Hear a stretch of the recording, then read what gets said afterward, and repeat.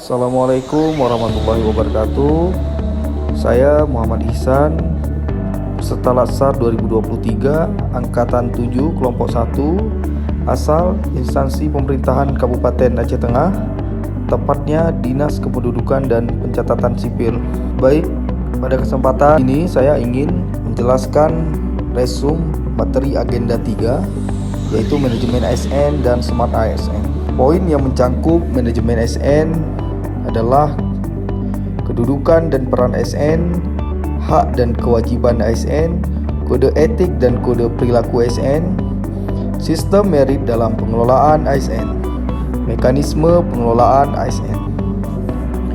Manajemen ASN adalah pengelolaan ASN untuk menghasilkan pegawai ASN yang profesional, memiliki nilai dasar etika profesi, bebas dari intervensi politik, bersih dari praktik korupsi, kolusi, dan nepotisme.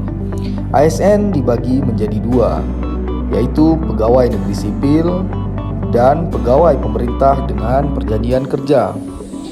PNS adalah warga negara Indonesia yang memenuhi syarat tertentu, diangkat sebagai aparatur sipil negara secara tetap oleh pejabat pembina kepegawaian untuk menduduki jabatan pemerintahan.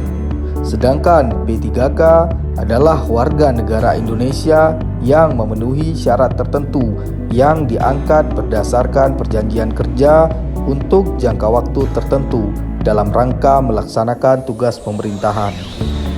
Tugas dan fungsi ASN dibagi menjadi 3, yaitu pelaksana kebijakan publik, melaksanakan kebijakan publik yang dibuat oleh pejabat pembina kepegawaian sesuai dengan ketentuan peraturan perundang-undangan. Kemudian pelayanan publik, memberi pelayanan publik yang profesional dan berkualitas. Yang terakhir, perekat dan pemersatu bangsa, mempererat persatuan dan kesatuan negara, kesatuan Republik Indonesia. Hak ASN juga dibedakan antara PNS dan P3K. PNS mendapatkan gaji, tunjangan, perlindungan, pengembangan kompetensi, jaminan hari tua, dan cuti. Untuk P3K mendapatkan hak, gaji, tunjangan, perlindungan, pengembangan kompetensi, dan cuti. Kewajiban ASN yang pertama, setia dan taat pada Pancasila, Undang-Undang Dasar Negara Republik Indonesia tahun 1945, Negara Kesatuan Republik Indonesia, dan pemerintah yang sah. 2. Menjaga persatuan dan kesatuan bangsa. 3. Melaksanakan kebijakan yang dirumuskan pejabat pemerintah yang berwenang. 4. Menaati ketentuan peraturan perundang-undangan. 5. Melaksanakan tugas kedinasan dengan penuh pengabdian, kejujuran, kesadaran, dan tanggung jawab. 6. Menunjukkan integritas dan keteladanan dalam sikap, perilaku, ucapan, dan tindakan kepada setiap orang, baik di dalam maupun di luar kedinasan. 7. Menyimpan rahasia jabatan dan hanya dapat mengemukakan rahasia jabatan sesuai dengan ketentuan peraturan perundang-undangan. 8. Bersedia ditempatkan di seluruh wilayah negara kesatuan Republik Indonesia. Kode etik ASN melaksanakan tugasnya dengan jujur, bertanggung jawab, dan berintegritas tinggi. Melaksanakan tugasnya dengan cermat dan disiplin. Kemudian melayani dengan sikap hormat, sopan, dan tanpa tekanan. Kemudian melaksanakan tugasnya sesuai dengan ketentuan peraturan perundang-undangan.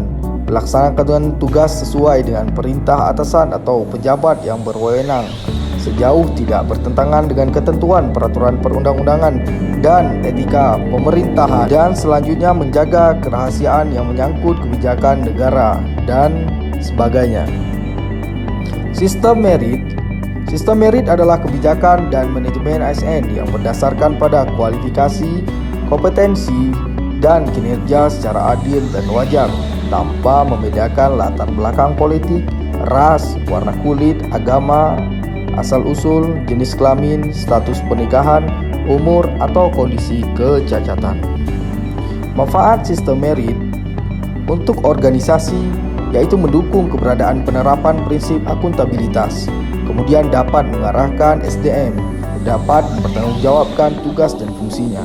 Kemudian instansi pemerintah mendapatkan pegawai yang tepat dan berintegritas untuk mencapai visi dan misi. Untuk ASN, yaitu menjamin keadilan dan dalam perjalanan karir seorang, kemudian memiliki kesempatan yang sama untuk meningkatkan kualitas diri. Smart ASN, literasi digital. Yang pertama, kecakapan menggunakan media digital. Kedua, budaya menggunakan digital. Ketiga, etis menggunakan media digital.